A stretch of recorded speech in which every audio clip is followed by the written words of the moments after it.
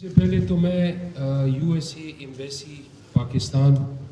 اور فراز صاحب اور آئے ہوئے جتنے مشران ہیں ٹیچرز کا مشکور ہوں کہ اتنے اچھے پروگرام کا انعقاد کیا جس کا تعلق ہماری بنیاد سے ہے، جس کا تعلق ہماری ایجوکیشن سے ہے۔ بہت زبردست موضوع ہے۔ ہم اگر دنیا کی تاریخ پہ نظر دوڑائیں ڈاکٹر صاحب، تو جن معاشروں نے ترقی کی ہے انہوں نے اپنے استاد کو مضبوط کیا ہے، اپنی ایجوکیشن سسٹم کو مضبوط کیا ہے۔ انہی دو چیزوں کی بدولت پھر ان کی سیاست بھی مضبوط ہوئی ہے، ان کا انفراسٹرکچر بھی مضبوط ہوا ہے، وہاں کی انڈسٹری بھی مضبوط ہوئی ہے، وہاں کا جمہوری نظام بھی مضبوط ہوا ہے۔ ہماری بدقسمتی ہے کہ ہم ایک ایسے معاشرے میں رہتے ہیں ڈاکٹر صاحب کہ جہاں پہ اکثر و بیشتر ہمارا وزیر تعلیم مڈل پاس ہوتا ہے،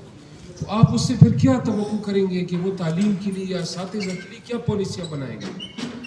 ہمارے بجٹ، ہماری باقی چیزیں وہ لوگ پلان کرتے ہیں جن کا ان چیزوں کے ساتھ تعلق نہیں ہوتا۔ حقیقی طور پہ استاد کا جو رتبہ ہے یا ایجوکیشن سسٹم کی جو اہمیت ہے، آپ دیکھیں ہمارے اساتذہ مردم شماری ہوں تو فرنٹ لائن پہ ہوتے ہیں،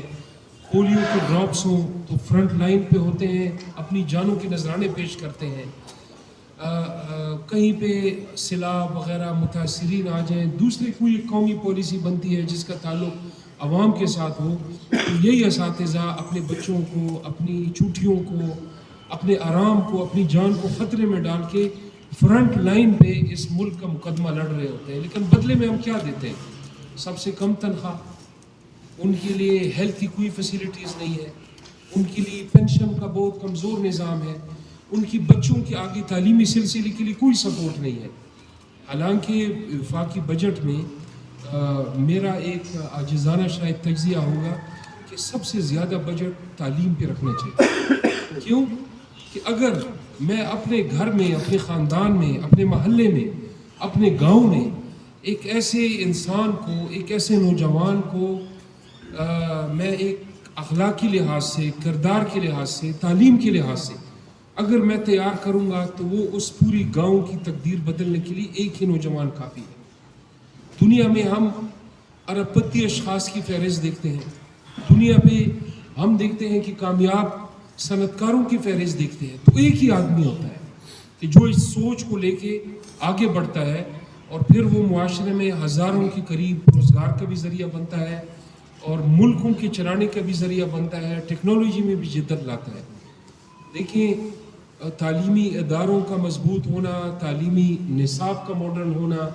تعلیمی نصاب میں جدت لانے کے ساتھ ساتھ جو کردار ان ساری چیزوں کو امپلیمنٹ کرتا ہے وہ استاد ہے۔ اب پاکستان کے اندر ہم اسلام آباد کو دیکھیں یا پنجاب دیکھیں یا سندھ دیکھیں، پھر کے پی میں خصوصاً ہم اپنی جنوبی اضلاع کو دیکھیں، تو یہاں کی اساتذہ کی جو ٹیکنیکس ہیں یا تدریسی ان کا انداز ہے،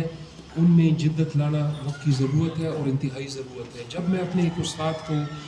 جو ہماری 21ویں صدی ہے یا 2024 میں جو تعلیمی اسٹریٹجی